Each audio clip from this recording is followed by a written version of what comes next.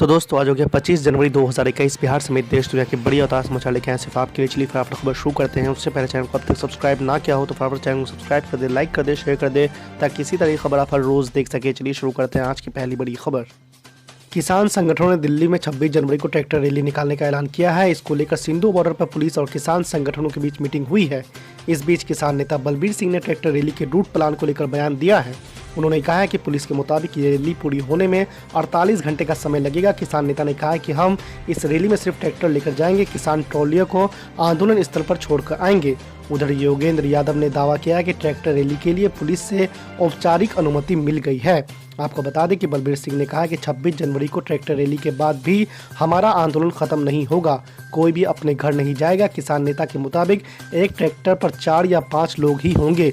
कुछ लोगों को आंदोलन स्थल पर भी रहने के लिए कहा गया है ताकि वहां का सामान और लंगर की व्यवस्था देखी जा सके। आज की दूसरी बड़ी खबर। कांग्रेस नेता राहुल गांधी ने रविवार को आरएसएस पर निशाना साधते हुए कहा कि भाजपा का पैतृक संगठन तमिलनाडु का भविष्य तय नहीं कर सकता और इसका फैसला राज्य की जनता और इसके युवा करेंगे। आपको बता दें कि एक जनसभा को संबोधित करते हुए राहुल गांधी ने आरोप लगाया है कि प्रधानमंत्री नरेंद्र मोदी को एक भ्रम है और वो सोचते हैं कि वो तमिलनाडु सरकार को धमका सकते हैं तो वो राज्य के लोगों को भी नियंत्रित कर सकते हैं। राहुल गांधी ने आरोप लगाया है कि मोदी जी नहीं समझते हैं कि तमिलनाडु का भविष्य केवल तमिल लोग ही तय करेंगे। नागपुर के निक्कर वाले कभी भी राज्य का भविष्य तय नहीं कर सकते हैं। तमिलनाडु का भविष्य का फैसला इसके युवा करेंगे। उन्होंने कहा है कि वो लोगों को सरकार बनाने में मदद करने के लिए तमिलनाडु में है, जो कि तमिल लोगों के हितों की देखभाल कर सकेगी।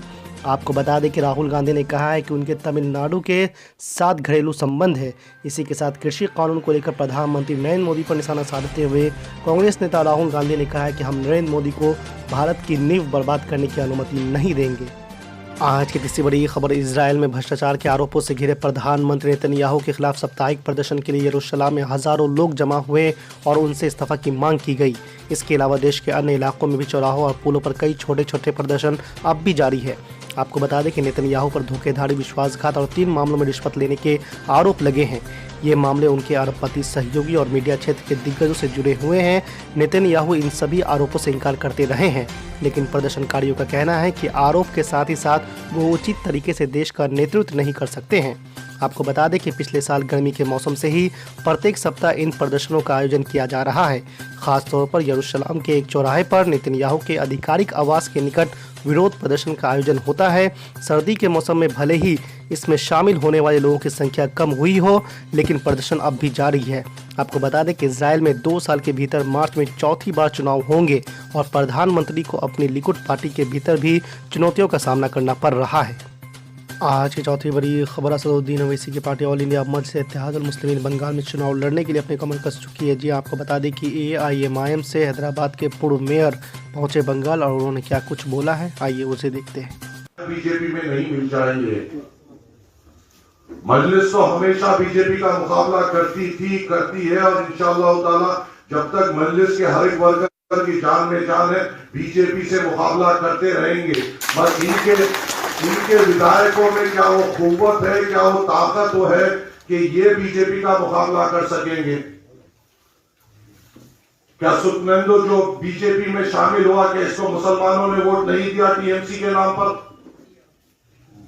क्या जितने टीएमसी के MLA उस दिन अमित शाह के पांव चाट रहे थे, क्या टीएमसी के नाम पर इनको मुसलमानों ने, दलितों ने, बहुजन समाज ने, OBCs ने और आदिवासियों ने सेक्युलरिज्म के नाम पर वोट नहीं दिया और इनको जिताया?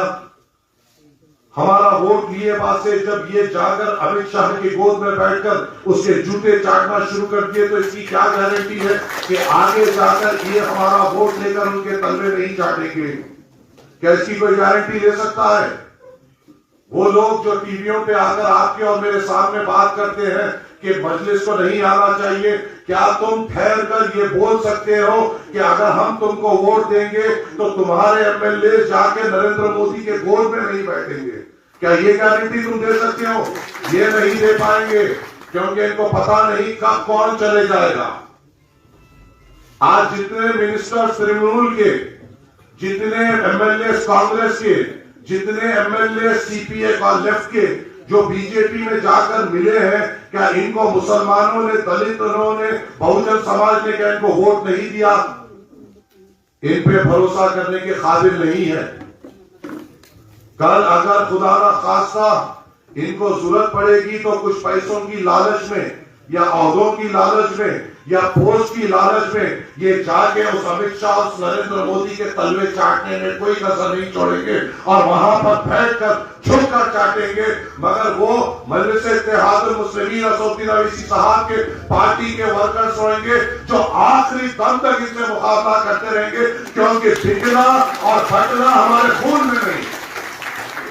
हाँ, रास्ता मुश्किल है, रास्ता आसान नहीं है।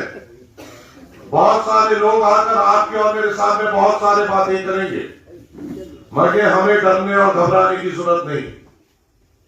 हम पर इल्जाम लगाने की कोशिश करेंगे, केसेस बुक करने की कोशिश करेंगे, झूठे इल्जाम लगाने की कोशिश करेंगे। हाँ, मगर याद रखो, अगर किसी के दिल में डर है कि हमारे पर झूठे केसेस बुक हो जाएंगे, अगर किसी के दिल में डर है कि मुझे कौन से पहले अपने आप के बारे में सोचना है, अगर किसी के दिल में यह है कि हरे परचम से ज्यादा मेरी जिंदगी अहमियत रखती है, तो ये जगह आपके लिए नहीं है। मजलिस इत्तेहादुल मुस्लिमीन बेखौफों की जमात है, निडरों की जमात है, कमजोरों की जमात नहीं है, जिसके बाजों में इतनी कुव्वत रहनी चाहिए कि वो मजलिस इत्तेहादुल मुस्लिमीन के झंडे को उठा सके। उसके दिल में इतनी जज्बा होना चाहिए, ईमानी जज्बा होना चाहिए कि वो अपने से पहले अपने भाई के बारे में सोच सके, तभी जाके हम कामयाब हो पाएंगे। और छोड़िए ये सरखेज गुलामों को जो मजलिस इत्तेहादुल मुस्लिमीन पे इल्जाम लगाते हैं। हिंदुस्तान की आजादी के बाद क्या हमने कभी बीजेपी या कोई कम्युनल पार्टी को हमने कभी वोट दिया? हमने हर किसी पे एहसानात किए, हमने हर किसी को अपने वोटों की भीख से प्रधानमंत्री की कुर्सी पे बिठाया, मुख्यमंत्री की कुर्सी पे बिठाया। मगर इन 70 सालों में मुझे ये बताइए, क्या हमारे नौजवानों को रोजगार मिला? हमारे नौजवानों को अच्छी तालीम मिली? हमारे बुजुर्गों के लिए अच्छे अस्पताल खुले गए? हमारे खवातीन के लिए अच्छे इंतजाम किए गए? ये जानते हैं कि इनको डराया जाए बीजेपी के नाम पे और इनका वोट हासिल किया जाए। और आपको मालूम है मजलिस से इनको क्या तकलीफ है, क्योंकि ये जानते हैं अगर मजलिस ताकतवर हो जाएगी तो इनकी दुकान बंद हो जाएगी, इसलिए मजलिस को कमजोर करना चाहते हैं। इनको मुसलमानों के वोट भीख में चाहिए, इनको बहुजन के वोट भीख में चाहिए, इनको आदिवासी के वोट भीख में चाहिए। मगर ये कभी मुसलमान को, बहुजन को, दलित को, आदिवासी को मालिक बनते हुए नहीं देख सकते हैं। ये हमेशा ये सोचते हैं कि ये लोग हमेशा हमारे पीछे चले, कभी आगे बढ़ने की कोशिश ना करे। वो वक्त चले गया। अब बंगाल में असदुद्दीन अवैसी साहब आए हैं, अब अगर होगी तो बराबरी की बात होगी, चलेंगे तो साथ करेंगे, बात होगा। जीत और हार आपके और मेरे हाथ में नहीं है, जीत और हार ना आपके मेरे हाथ में नहीं है, मेहनत हमारे हाथ में है। जीत और हार का फैसला अगर आपके और मेरे दिल में ईमान है तो जीत और हार का फैसला अल्लाह के हाथ में है। मेहनत करने से हम पीछे नहीं हटेंगे, बाकी जो अल्लाह की मर्जी हो।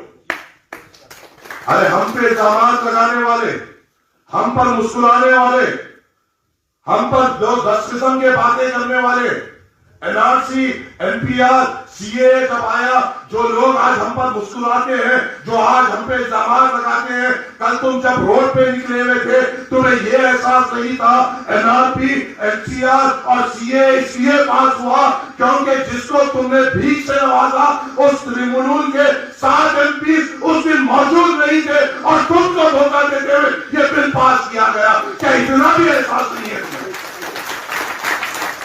कौन सी गफलत में रह रहे हो? किस नींद में सो रहे हो? क्या अपने आने वाली नस्ल की कुर्बानियों और उनको उस बेरोजगारी में देखकर सुकून मिलेगा, या अब उठकर अपने मुस्तकबिल को संवारने का काम करेंगे हम लोग? बोलने वाले बहुत बोलेंगे, आने वाले बहुत आएंगे, मगर किसी में इतनी हिम्मत नहीं कि हमसे आकर मुकाबला करे, क्योंकि हम वो है जो हरे परचम के सिपाही है और दिल में खौफ खुदा रख के चलते हैं और ये यकीन रखते हैं मौत तो बरक है, चाहे अब आए या कल आए, गया था।